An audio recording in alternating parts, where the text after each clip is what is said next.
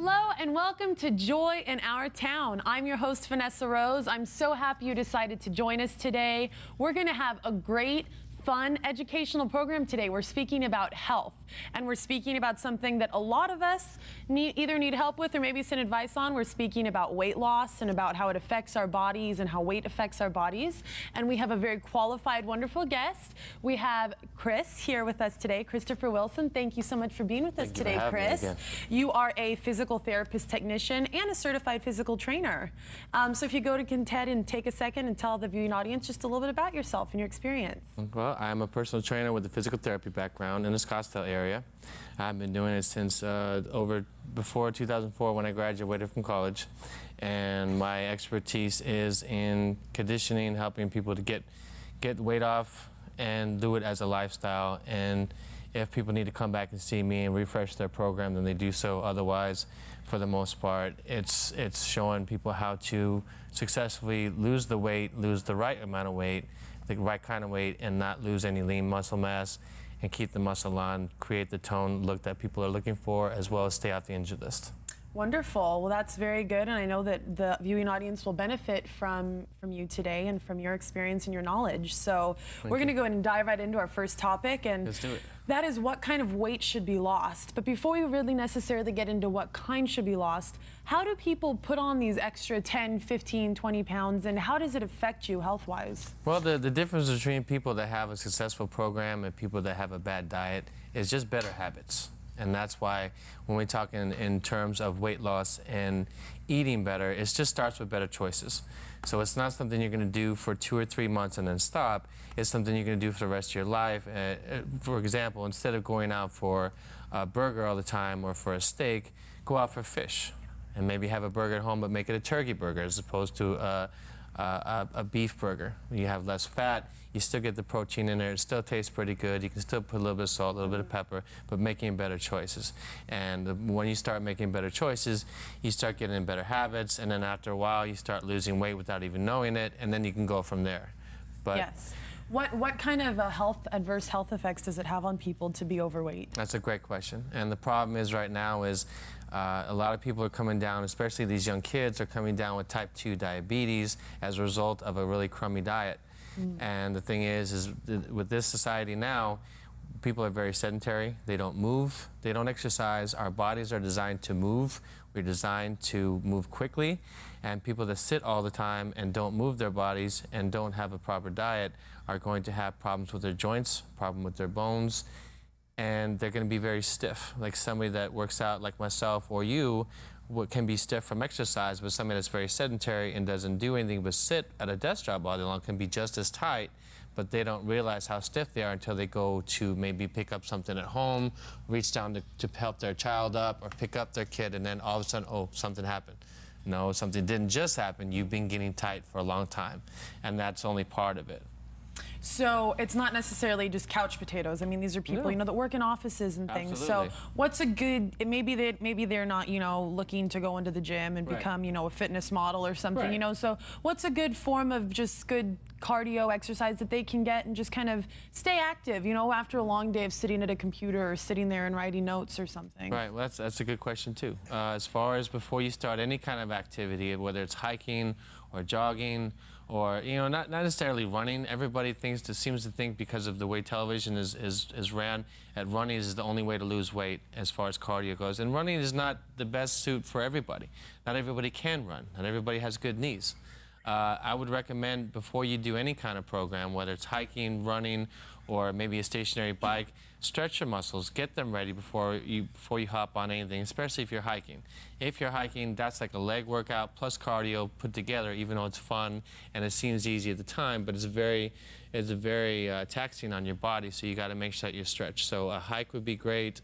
An uphill walk on a treadmill would be great. That's enough to get your heart rate up enough for your body to oxidize the fat and burn your fat, instead of just doing one steady pace, which is going to be, it's going to take you forever to get anywhere. And I don't know about you, but I don't have an hour and a half to 2 hours to do cardio at one steady crummy pace because I don't want to step it up. Well, especially here in Arizona, we have so many trails available to people, Right, and so much absolutely. hiking and Sure. so many ways to be active here. I mean, really, if you really just take the time to seek it out, and Right. if it's hot during the summer, you know, an hour and a half up north, you could really get out there and be active. But and again, better habits. exactly, better habits. And this brings us back to the topic, though. What kind of weight should be lost? And that's very key, because I think a lot of people have the misconception that Sure. there's just weight. And that's not what you see on the scale isn't necessarily good or bad, right? Right. And what's the difference? Right, and just because you're gaining weight on the scale doesn't mean you're gaining bad weight.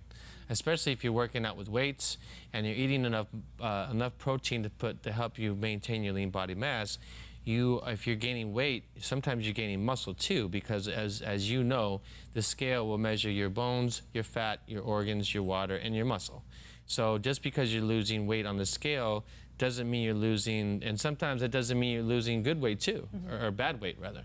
Sometimes you could be losing lean body mass. So the best thing to do is to find a qualified fitness instructor or anybody else in the fitness world that does this for a living as a profession, and they will get your body fat, and they can determine your lean body mass as opposed to your fat mass. And that's how you base your diet, from your lean body mass, because that is what's going to be important. Because when you're trying to lose, you want to lose your fat mass. You want to lose a good chunk of that, which is what's going to help you to feel better, perform better, and have more energy, and look a little toner, which is what everybody's looking for anyway. So if you can base your diet off your lean body mass, say, for instance, say I was 200 pounds. If I was 200 pounds, not all of the 200 pounds of my body is going to be lean body mass. So I don't want to feed that 200 pounds. So if my lean body mass is only 185 pounds, that's what I want to base my diet off of. And that's the same thing for you at home. Anybody that wants to start a program, you don't want to feed what you're trying to lose.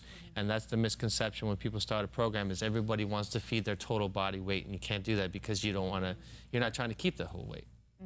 Does that make sense? Yeah, most indefinitely. So how do you know what type of weight you're losing, and what kind of regimen should people be on? I mean, should it be a constitution of weight and cardio and diet? Like what's the main key roles that play into losing the right kind of weight? Well, that's a great question, because there's three elements in the equation with, you know, changing your body composition and making sure that you're doing it right. And as far as having your diet right, having your cardio in order, having cardio that works for you, that's most beneficial, the most bang for your buck, and also the weight training to make sure that you are building muscle at the same time that you're losing the weight, so you're maintaining your muscle mass. But in the very early stages of a program, it's very good to seek out expert help for at least a couple sessions just to see what you're doing, and they can monitor your progress as you go along, or when you get done working with them, you can monitor your progress at home. And every once in a while, check and see where you're at by getting your body fat checked, taking your measurements, and making sure that you're progressing every month.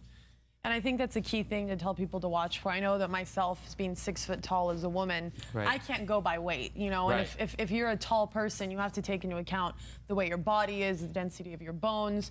So I'll Sure. never weigh 120 pounds in my Nor would you life, want to. and nor would I want to. Right. I mean, it's just never going to happen. So people that do, I'm like, oh God, it's not fair. But you know, it just you have to learn your body type and what you're capable of. So as far as losing the good weight, what about fad diets? You know, there's all these diets out there. The miracle diet. Is there really such thing as a miracle diet? There is no such thing as a miracle diet. There is no such thing as a shortcut, not with steroids, not with fat drugs, nothing.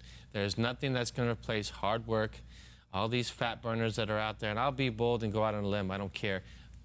Fat burners are caffeine in a pill, and that's it.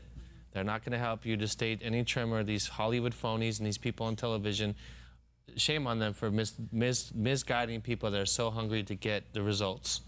If you want to get the results, if your diet is clean, you do your cardio, you'll start to see results. You add weight training into it, it just makes it even better and faster. But the thing is, with the fad diets, going back to what kind of weight you're losing, the fad diets, basically, you're losing a lot of lean body mass when people lose over 2 pounds a week. When people are losing weight very rapidly, they're not just losing, you know, bad fat, but they're also losing good weight. And that's not good, and that's when people start to get skinny fat, and they look really unhealthy, they look very skinny, they have a big amount of excess skin hanging off of their body, because when their lean their lean body mass goes down, their fat mass is going to increase, and they start to look really squishy. Yeah. They don't look very solid. They look like they're kind of sick. Oh, I'm a testament to that. You know, I've tried a few of the fad diets and losing a crazy amount of weight in a short amount of time, and that's important people to remember, that the difference between weight and your fat mass, your body fat percentage. Absolutely. Rather. What's the difference in there and keeping track of that? Difference is with the fad diets, you're not always, people that are going to do fad diets and stuff like these injections and all these other things that people are doing as a quick fix, they're not really going to be paying attention to that. All they're going to be looking, like you said before, looking on the scale. And the scale, you know, so many of my clients and people in general look at the scale, and that's all they think of. And if it doesn't move, or it moves in the wrong direction, they get bummed. But there's so many different ways to measure your progress, and you're going to see progress within your inches, how your clothes fit, first of all, and then how you see yourself in the mirror. You'll notice the definition coming in when you have a program that works for you. So if you're doing a fad diet where you're seeing rapid weight loss on the scale, you look at yourself in the mirror and you see the excess body fat come, you'll be able to see it. And also, if you're able to go in and get yourself tested, you'll see how much body fat you've actually upped, and it's not healthy. Yeah, and more importantly, that goes to long term. Absolutely, and going back to better habits, in you starting a program as far as weight loss. Once you lose the amount of weight, anybody can lose weight, but the goal is to make sure that you keep it off, you learn the better habits, and you eat good for the rest of your life so you can be healthy, you can have that stamina, and whatever you do, whether it's physical activity with your kids, with your husband, with your wife, with your family, or if you're a gymmer like myself, you have that energy in there and you can move better. If you have a garbage diet, you're not going to feel very good. Your performance at the gym will be pretty crummy, and you don't feel as good. Yeah, well, it truly just affects your quality of life. It's Sure. it's living healthy. It's, you know, Right. enjoying life and getting out there and doing things that you enjoy. And Chris, it's been so wonderful speaking with you about this. You know, it's so important to remember that, to be healthy in your life. It's not so much about the scale or about if you're a size 2. It's being healthy and enjoying life, getting out there, taking a hike, and living to have a long life, and understanding that by taking care of yourself, it's not just about getting down to a certain size or losing a certain amount of weight. It's about being healthy. So thank you so much, Chris. We very much appreciate you for this first session. We're going to go ahead and put up Chris's information on the screen. If there's any questions, there's Christopher Wilson, PTT, and he's a CPT, which is for Physical Therapist Technician and Certified Personal Trainer. It's 480-273-9483. The email address is scottsdalefitnessfoundation@gmail.com, and the website is scottsdalefitnessfoundation.com. Thank you so much, Chris. Thank you for staying with us. If you'll stay tuned, we'll be right back in 30 seconds right after this PSA. See you soon. It threatens the lives of more than 15 million Americans. Like heart disease. Like heart disease. Its symptoms can be misleading. Like diabetes, it's biologically based. And like cancer, it can be fatal. It is depression. And like other life-threatening illnesses, depression can be treated. Which means there's hope. Hope. There's hope for everyone who has it. Learn more at depressionisreal.org. Hello and welcome back to Joy in Our Town. We're so happy you decided to stay with us. And if you just happened to join us, right now we're here with Christopher Wilson. He is a physical therapist technician and a certified physical trainer. And we're speaking about health today. Health applies to each and every one of us watching and all the people that you know in your life. So go ahead and tell them to tune in and get some education here today. Right now we're going to be speaking our second topic, which is very important to me, and I'm sure that most of the people out there watching can relate to this one. I'm Italian Chilean, so I love food. And our second topic is eating to live, not living to eat. I feel a sense of guilt there whenever I hear that one, because I know that I love my cookies and I love sausage and I love, you know, all the delicious pastas and things, but that's not what, you know, sometimes we have to take into account our health and enjoy those in moderation, right? So eating to live, not living to eat, what does that mean to you, Chris? What that means is educating yourself on what food's going to do to you. How food helps you, why you ingest it, what kind of carbs you're ingesting, how much fats are in your carbs, can your body use the carbs that you're putting in? For example, people that eat a lot of empty calories like cookies and crackers and chips and stuff like that, your body's really not going to do anything with that but maybe hold on to it.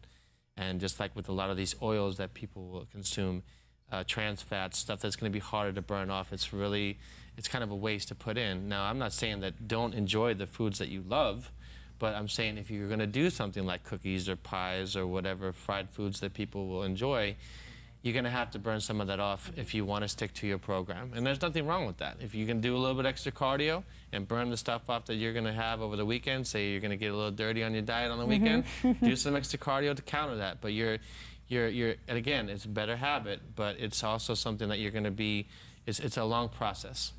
So learning how to make sure the balance between eating clean and being able to cheat a little bit. And the cleaner your diet is Monday through Friday, if you have a little garbage on the weekend, it's not going to kill you because you're so clean Monday through Friday. You can have that little bit of allowance, but just understand what it's going to do for you. I see that, and also I noticed that in my own life is whenever you start to eat healthier, you don't crave a lot of the bad foods as much because a lot of those have preservatives in them or things that make you crave them. Sure. And so what are you basing your diet from? What's like some of the main nutrients that we need to get in our diet that are healthy, that our body needs to grow and to be healthy? Absolutely. In terms of carbohydrates, better carbohydrates are a carbohydrate that's less in fat. And again, it has to be measured. Like if you look at the standard serving size of pasta, going to a wheat pasta, a standard serving size of a wheat pasta is 2 ounces. Now that looks about probably like that. If you look at the average meal that people are going to consume, they have a plate that looks about that. Yeah. That's probably about 8 to 10 servings of pasta. Now, you can go to places like the Macaroni Grill where they have wheat pasta, and that's a better choice than having, say, a regular pasta, okay? But you have to make sure that you measure it, okay? Just like a rice cake. A brown rice cake is going to have the carbohydrates that your body can use with 0 to 0.5 grams of fat in it, okay? You can have brown rice. A serving size is usually about a half a cup, which will give you about 33 grams of fat. You're looking at maybe 2 to 2.5 grams of fat in that serving size. And your body can use that. If you're putting empty calories in your body that your body's just not really going to do anything with, like with these starchy breads and regular pasta and, you know, stuff that your body, potatoes, is just going to stick to you, harder to work off, like the trans fats, it's just going to make it harder for you to get to where you want to be. And in respect to the weight loss program, as far as being a lifestyle, it is a long process. You did not put on the weight overnight, so it's not going to come off overnight. So if as long as you pace yourself, be realistic with your goals, you can get to where you want to be, but you got to understand the small successes is what you need to celebrate. They come in small spurts, and you celebrate them, and you get better as you go along. That way you're not disappointed, because it's not about seeing the quick fix results like that. Now, cutting in, you say to eat carbs, and you know Sure. all this stipulation out there with media, you know, no carbs, it's going to make you fat. That's not true, correct? Well, here's the thing. Everybody's body is different. I know from my own experience when I trained for a bodybuilding competition, and vegetables are carbs too. It's not just rice or pasta or rice cakes. Vegetables are also carbohydrates. You're probably going to have about 7 grams of carb per 1 cup of vegetables. That's a great carb too. There's no fat in there. But some bodies are going to respond to no carbs. My workout partner, he can go no carbs for 2 to 3 weeks and respond very well. And then with myself, I cut carbs out and I don't lose anything. So you got to see what works for you. It's a trial and error kind of thing. So you can't, and that's going back to having your diet based off of your lean body mass. You also have to fine-tune it to yourself to the point where it's specific for you. That's why you can't just generalize a diet. You can't just say, well, everybody's going to have 1,200 calories and that's it. Well, that doesn't work for everybody, just like with the carbs. Some people can cut carbs and it works. But even if you do cut carbs and it does work, it's not meant for long term. Just kind of like these fad diets and these diets where you have tons of fat and tons of protein, but no carbohydrates. That doesn't even make any sense. So when you're choosing a diet plan that you want to try and follow, maybe you can't afford a trainer, maybe you can't seek out a fitness professional, but do your homework on these diets. A lot of these fad diets, all you have to do is use common sense, and you'll figure out, well, does it make sense to be able to eat a whole pound of bacon, but I can't have a piece of bread? You know what I'm saying? Does that make any sense to you? No. No. And going to that, I think something that people forget to really notice in media and all these fad diets is something that's very important to watch in your diet is fat. Sure. But there's a difference between good fat and bad You fat. bet. And what's the difference in that? Exactly. Great question. And just like with everything else, fats have to be measured.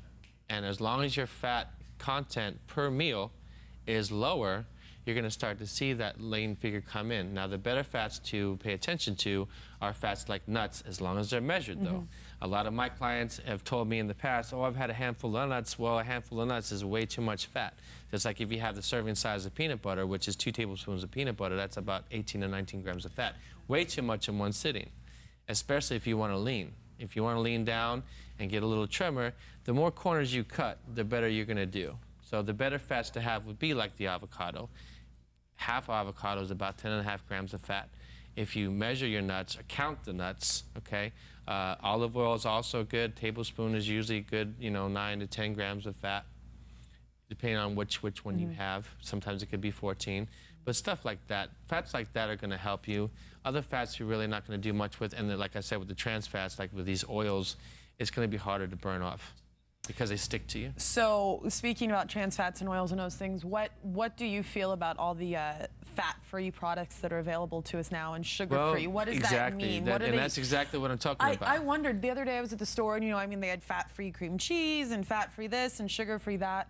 How do they make that and how does it affect your body? Well, a lot of the fat-free things are going to have trans fat, some trans fats in there, or they're going to have some kind of oil to substitute the fat, which is going to make it harder to burn off. A lot of them are going to be oils. Like, for instance, the coffee creamer I used to put in my coffee, the fat-free creamer, that has God knows what's in it. You know, it could be chemicals for all you know. How does it, you know, what makes it fat-free? So in terms of dairy, like with my coffee creamer, I will put stuff that is more of a cream base, like a milk base that has maybe 1.5 grams of fat, but it's the real deal. It's not some chemicals, not some processed chemical, as opposed to the fat-free that might have God knows what's in there. But like everything else, though, you have to do your homework and you have to read the labels. As far as having a diet that is good for you, you're going to be reading the labels anyway. And going back to better habits, that's another one you have to look at. You really have to do your homework. In this day and age, with people with the way they're approaching their weight loss or their medication or whatever, they're not thinking about it, they're just doing it. You have to think about it. You have to question everything, and especially your trainer as well. How important is protein in your diet? Protein is essential because you want to make sure that you hold on to the muscle mass that you have. And when you're trying to lose weight, you want to lose weight, but you want to maintain that muscle mass that you have. You're going to increase a little bit as you're losing, but you're not going to put on a ton as if you were putting on a lot more food in your body. But you want to make sure that you maintain that lean muscle mass, just like with the weight training. That's also going to help you maintain your lean body mass. That way, while you're losing fat, you still look solid and you don't look like one of these squishy, skinny fat people that have lost lean body mass with the fat mass as well. So what's a good way for people, you know, they don't want to be bodybuilders, trainers, they don't want to start measuring their food. What's just some good tidbits of information to give them so that they can go out and start living a healthier life and eating healthier? Great question. Start with reading your labels. Start with doing leaner choices of meat. Start with going with a better choice of a carbohydrate. Start with more vegetables as opposed to, you know, starchy carbohydrates. Get away from your potatoes, get away from your bread. If you have a sandwich, go for a multigrain. Go for a wheat bread. But limit your amount of sandwiches. Stick to the vegetables, at least just for the first part of your program. If you're just starting off, be realistic. Start with a simpler goal. That way you attain it, and you can keep going from there. And then you can get stricter as you go, but you want to make it realistic so you don't. So it's not so strict you go, oh, this stinks, I don't want to do it anymore. With a society that's so now, it's important to encourage people to not want instant gratification, but to want longevity, correct? Absolutely. It is a lifestyle, and it is a long process. But the more work you put in, the more disciplined you are, and the more time you spend on it, just like everything else, the grass is greener where you water it. So you were mentioning good lean proteins. What's some good lean meats? Extra lean ground turkey is huge. The serving sizes for most meat are 4 ounces.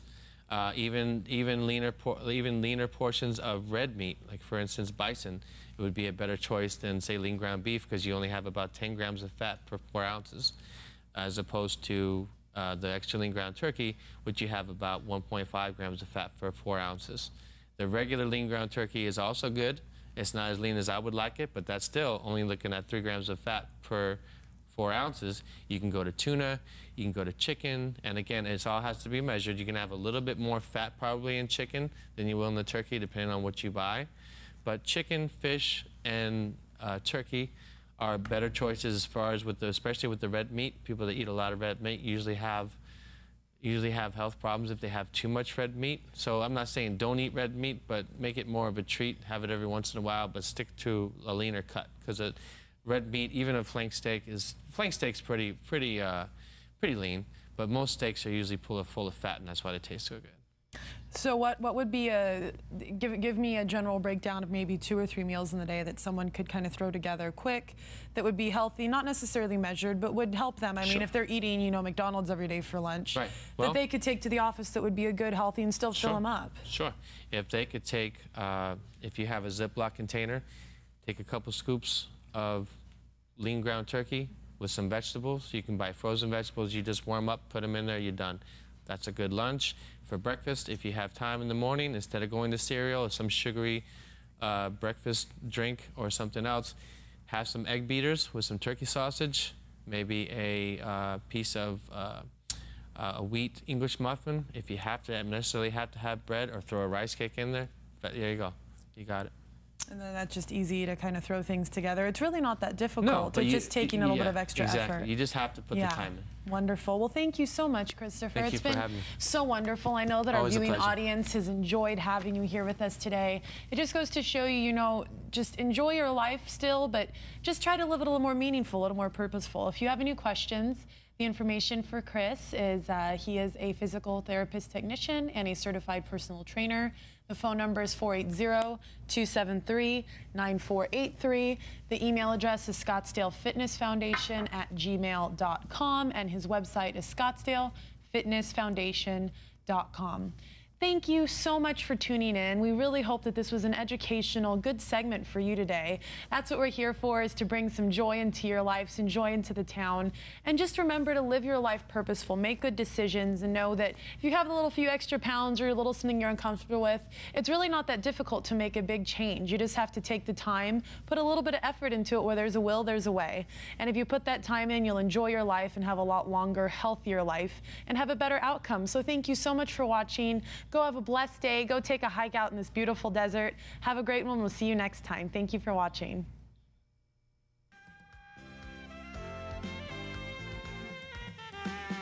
This program has been sponsored by the Trinity Broadcasting Network and made possible by your telephone dollars. Your continual support can keep Joy in Our Town brought to your home every day. So write Joy in Our Town, P.O. Box A, Santa Ana, California, 92711.